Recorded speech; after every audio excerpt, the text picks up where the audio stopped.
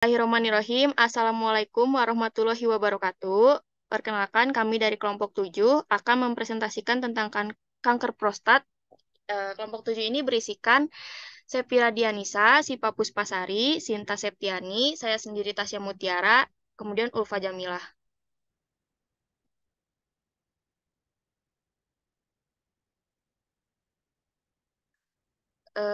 Kanker prostat ini adalah proliferasi tidak terkendali dari sel di dalam kelenjar prostat. Proliferasi tidak terkendali ini lebih disebabkan oleh beberapa faktor daripada faktor tunggal. Kanker prostat saat ini merupakan jenis keganasan non-kulit yang terbanyak di negara barat atau keganasan tersering keempat pada pria di seluruh dunia setelah kanker kulit, paru, dan usus besar. Kanker prostat adalah keganasan tersering dan penyebab kematian karena kanker yang paling utama pada pria di negara barat, menyebabkan 94.000 kematian di Eropa pada tahun 2008 dan lebih dari 28.000 kematian di Amerika Serikat pada 2012.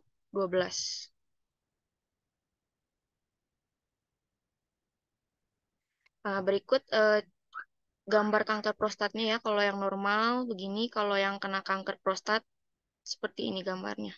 Ada benjolan di prostatnya. Oke, selanjutnya etiologi. Etiologi ini faktor yang diduga sebagai penyebab timbulnya adenokarsinoma prostat adalah predisposisi genetik, hormonal, diet, lingkungan, dan infeksi. Diet yang banyak mengandung lemak, susu yang berasal dari hewan, daging merah, dan hati diduga meningkatkan kejadian kanker prostat. Beberapa nutrisi diduga dapat menurunkan insiden kanker prostat antara lain vitamin A, beta-karoten, isoflavon, atau fitoestrogen yang banyak terdapat pada kedelai, lycopene atau antioksidan karotenoid yang banyak terdapat pada tomat, terus selenium terdapat pada ikan laut, daging, biji-bijian, dan vitamin E. Kebiasaan merokok dan paparan bahan kimia, kadmium yang banyak terdapat pada alat listrik dan baterai berhubungan erat dengan timbulnya kanker prostat. Patofisiologinya, organ prostat terdiri atas sebagian besar jaringan kelenjar yang menghasilkan cairan yang menyusun 30-35% cairan semen. Keganasan berawal dari proses mutasi pada sel kelenjar prostat akibat inflamasi kronik yang cenderung terjadi pada sel basal di zona perifer. Sel-sel ganas akan terus mengalami proliferasi yang tidak terkontrol dan membentuk nodul secara makroskopis. Tumor yang terus membesar dapat menetap di jaringan prostat atau menembus kapsul prostat dan meluas ke luar jaringan prostat. Metastasis sel kanker prostat biasanya terjadi pada tulang dan kelenjar getah bening. Metastasis ke tulang diduga terjadi secara hematogenik akibat drainase plexus vena prostatica ke vena vertebralis.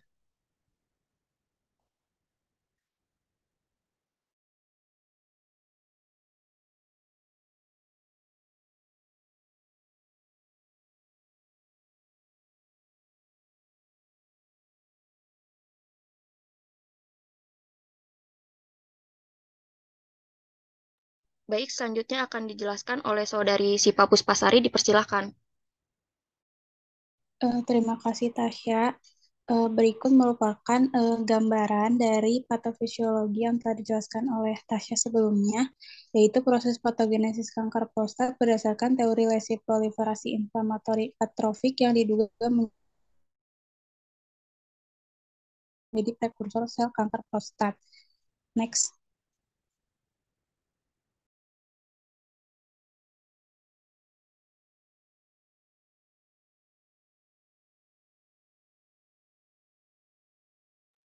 Selanjutnya ada epidemiologi.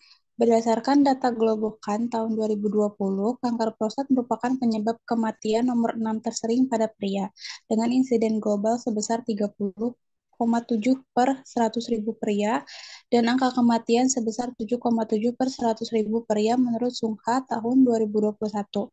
Data insiden dan kematian tersebut mengalami peningkatan sebesar 9,56% dan 4,08% dibandingkan dengan data pada tahun sebelumnya menurut Fairley tahun 2019.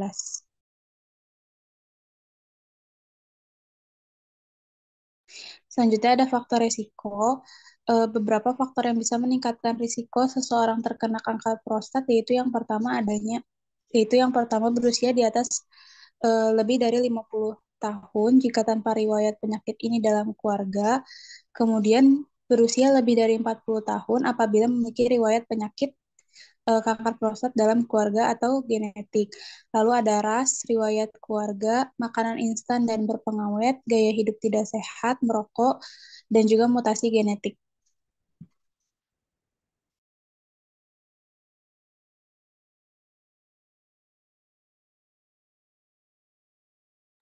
Selanjutnya ada manifestasi klinis atau gejala. Kanker prostat biasanya tidak memiliki tanda gejala yang menunjukkan adanya kanker.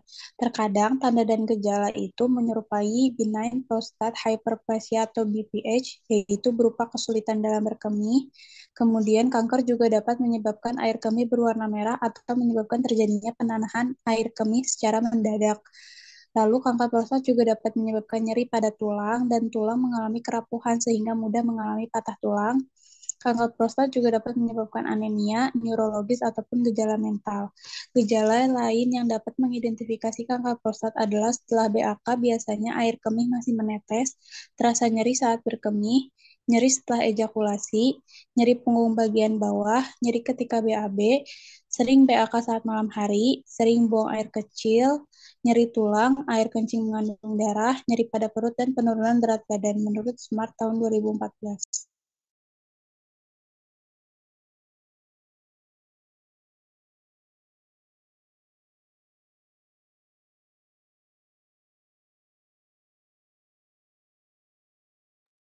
Baik, terima kasih Siva. Selanjutnya akan didiagnosis akan dijelaskan oleh Saudari Sinta Septiani, dipersilahkan. Baik, terima kasih Tasya. Di sini ada diagnosis untuk kanker prostat. Yang pertama ada colok dubur, yang kedua prostat spesifik antigen atau PSA, yang ketiga ada transrektal ultrasonografi atau TRUS dan biopsi prostat. Yang keempat ada CT scan dan multiparametrik MRI.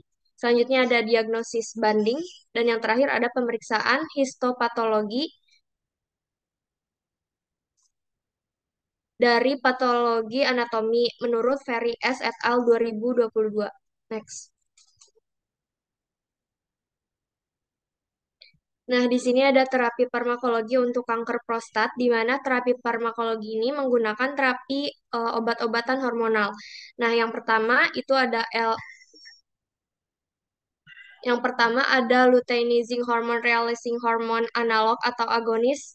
Nah, saat ini analog LHRH ini merupakan terapi standar dalam terapi hormonal untuk kanker prostat, di mana obatnya yaitu menggunakan injeksi leuprolid dengan dosisnya diberikan dalam jangka waktu setiap 1 sampai 2 atau 3 bulan.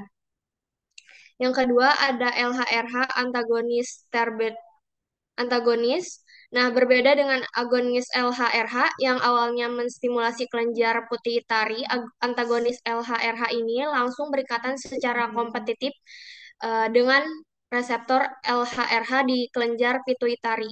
Nah, obatnya menggunakan Degarelix.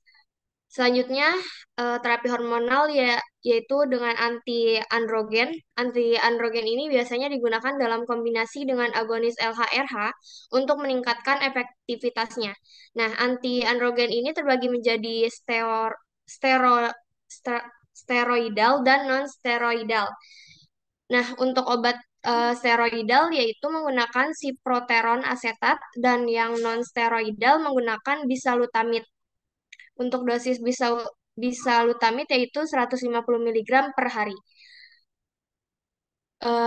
Obat terapi hormonal selanjutnya itu ada obat terbaru yaitu menggunakan obat abirateron. Nah, penggunaannya ini harus disertai pemberian kortikosteroid. Saat ini penggunaan abirateron masih sangat terbatas pada kanker prostat lanjut yang refraktor terhadap terapi hormonal yang ada. Next. Baik, untuk obat yang pertama yaitu ada injeksi leuprolid, di mana indikasinya sebagai kanker prostat stadium lanjut. Untuk kontraindikasinya yaitu penggunaan leupropelit asetat adalah kehamilan dan hipersensitivitas terhadap GnRH atau agonis GnRH. Obat ini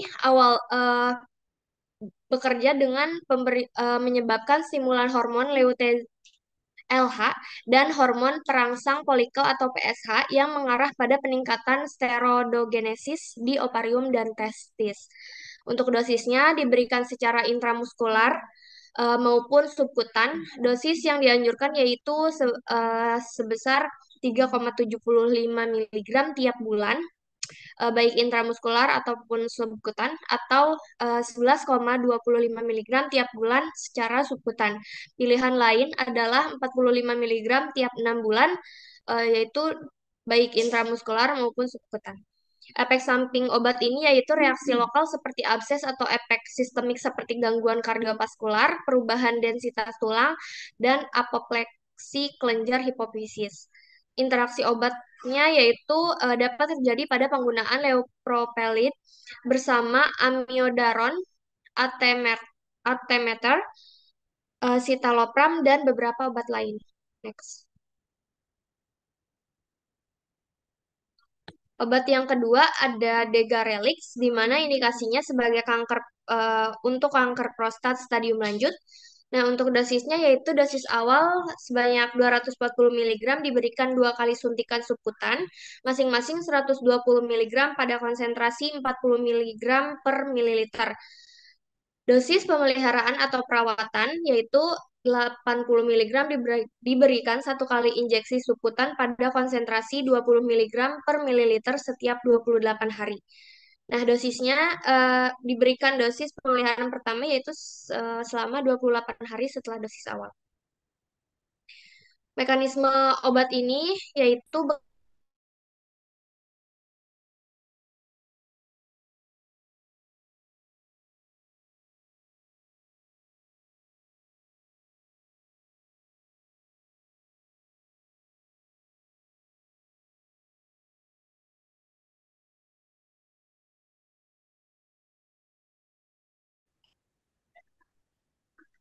Baik, terapi farmakologi selanjutnya akan dijelaskan oleh Saudari Sepira. Dipersilahkan, Sepira. Ya, baik. Jadi ada abiraton, itu indikasinya kanker prostat stadium akhir. Mekanismenya menghambat testosteron yang berlebihan dalam menstimulasi pertumbuhan sel tumor di prostat. Dosisnya dewasa 1 gram sekali sehari, diminum dengan 5 mg prednison 2 kali sehari. Efek sampingnya tekanan darah tinggi atau hipertensi, kadar kalium darah rendah atau hipokalemia, dan retensi cairan atau edema. Interaksi obatnya, obat golongan inhibitor atau penghambat enzim CYP3A4 atau ketoconazole. Obat golongan induktor, kuat enzim CYP3A4, misalnya rifampicin, phenytoin, carbamazepin, rifabutin, rifapentin, dan fenobarbital. Kontraindikasinya, riwayat hipertensi atau alergi terhadap abiraton, misalnya biduran atau bengkak pada kelopak mata, gangguan liver berat, kehamilan, dan menyusui. Selanjutnya itu ada steroidal atau sipoteron asetat. Indikasinya kanker prostat pada pria. Dosisnya per oral 100-200 mg per hari yang dibagi menjadi 2-3 dosis. Suntikan atau injeksi 300 mg 1 kali seminggu. Mekanisme kerjanya bekerja dengan menghambat produksi hormon testosteron pada pria sehingga secara tidak langsung ikut menghambat pertumbuhan sel kanker penyebab kanker prostat. Efek sampingnya, perubahan nafsu makan, perubahan gairah seksual, mudah lelah, sesak napas, osteoporosis. Kontraindikasinya, penderita tumor otak, tumor hati, stroke, dan penyakit jantung. Interaksi obatnya, kadar siproteron dalam darah menurun jika digunakan dengan obat anti-tuberkulosis atau rifampicin dan obat anti kejang, phenytoin. Penggunaan bersama dengan obat penurun kolesterol, simvastatin dapat meningkatkan terjadinya rhabdomyolysis atau jaringan otot mati. Interaksi dengan obat anti jamur, ketoconazole dan antivirus, ritonavir dapat mengganggu penguraian siproteron. Selanjutnya ada non-steroidal atau bicalutamide. Indikasinya kanker prostat metastasis pemberian bersamaan dengan pengobatan kanker lain atau radioterapi. Dosisnya per oral 150 mg satu kali sehari. Mekanisme kerjanya bekerja dengan memblokir efek androgen atau hormon pria untuk menghentikan pertumbuhan dan penyebaran sel kanker. Efek sampingnya, hot flashes atau flushing, nyeri tulang, punggung atau panggul, kelemahan otot, nyeri otot atau sendi, sakit kepala, sesak nafas, peningkatan tekanan darah.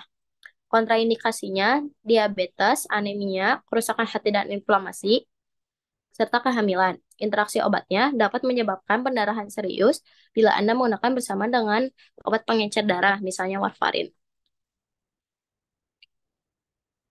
Terapi non-farmakologinya itu ada tata laksana terapi, surveillance aktif, dan watchful waiting. Surveillance aktifnya kuratif, colok dubur, PSA, PMRI, biopsi. Terus angka harapan hidupnya lebih dari 10 tahun. Watchful waiting itu paliatif, tidak ada ketentuan standar, namun bergantung pada progresivitas gejala. Angka harapan hidupnya kurang dari 10 tahun.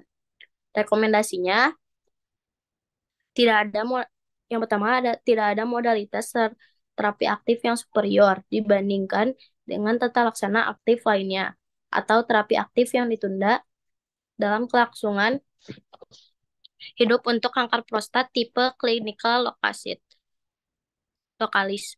Rekomendasi ini dibuat berdasarkan data pasien yang dievaluasi selama 12 tahun setelah mendapatkan terapi.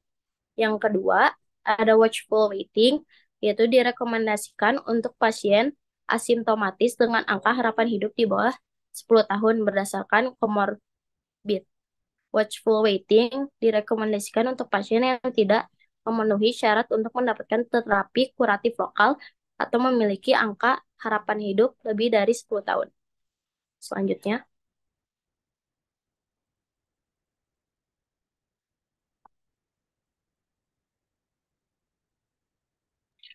Baik, terapi non-farmakologi selanjutnya akan dijelaskan oleh Saudari Ulfah. Dipersilakan Ulfah. Baik, selanjutnya untuk terapi non-farmakologi yang kedua,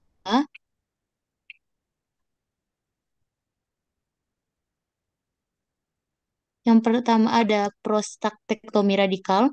Tujuannya untuk eradikasi jaringan kanker dan preservasi fungsi organ pelvis.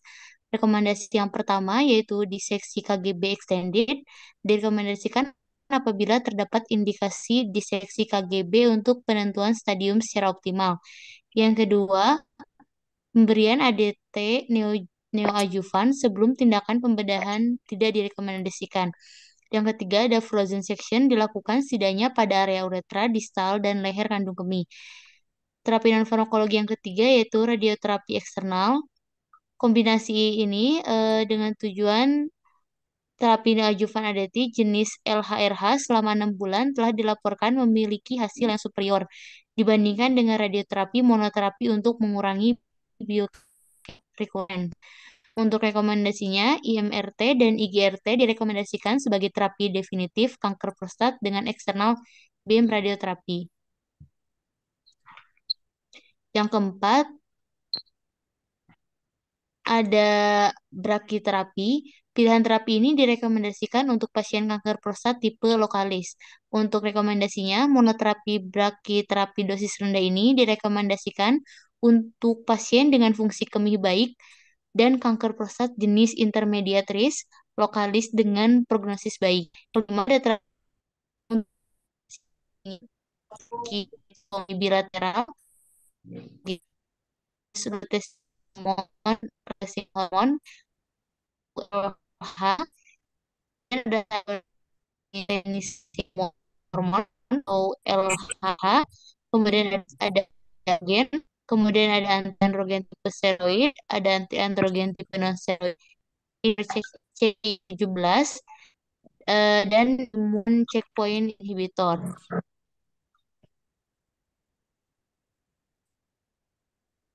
Selanjutnya ada terapi berdasarkan stadium atau lokalis.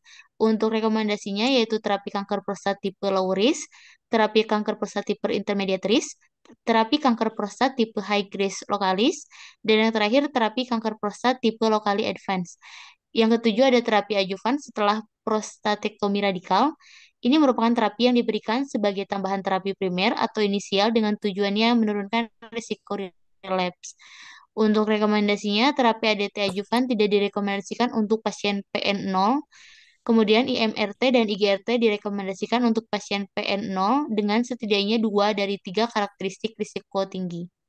Next.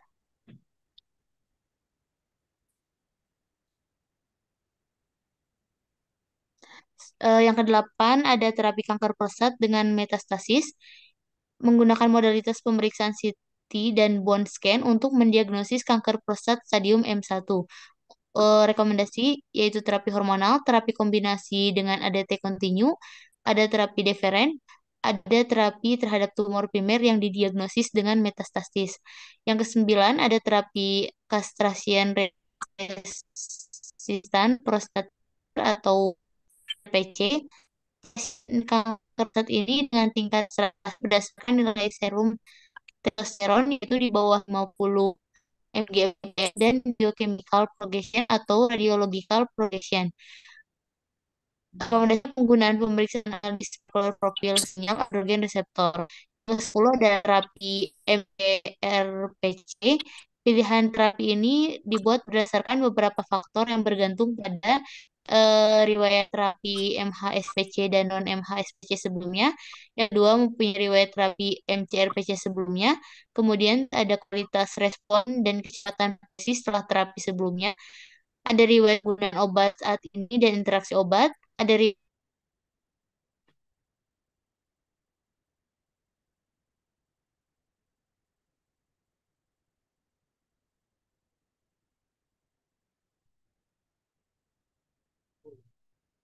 Baik, sepertinya Ulfa terganggu dengan jaringannya. Dilanjutkan riwayat penggunaan obat saat ini dan interaksi obat, kemudian riwayat kelainan genetik, obat-obatan yang sudah diakui di negara setempat, dan status reimbursenya. Penggunaannya ini penggunaan pemeriksaan analisis molekuler profil sinyal androgen reseptor. Terapinya ada terapi lini pertama MCRPC, terapi lini keduanya MCRPC, kemudian imunoterapi, dilanjutkan dengan terapi gejala dan komplikasi. Next.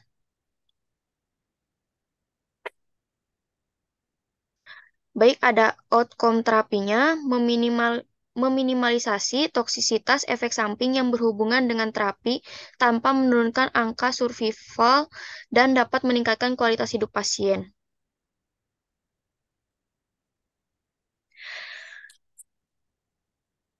Baik, berikut daftar pustaka yang kelompok kami gunakan untuk mengerjakan tugas ini. Boleh di next lagi, Teh.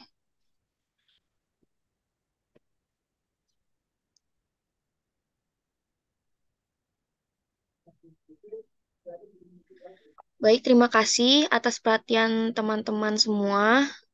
Bila ada pertanyaan, nanti diskusikan saat kuliah offline. Mohon maaf atas kekurangannya. Wassalamualaikum warahmatullahi wabarakatuh.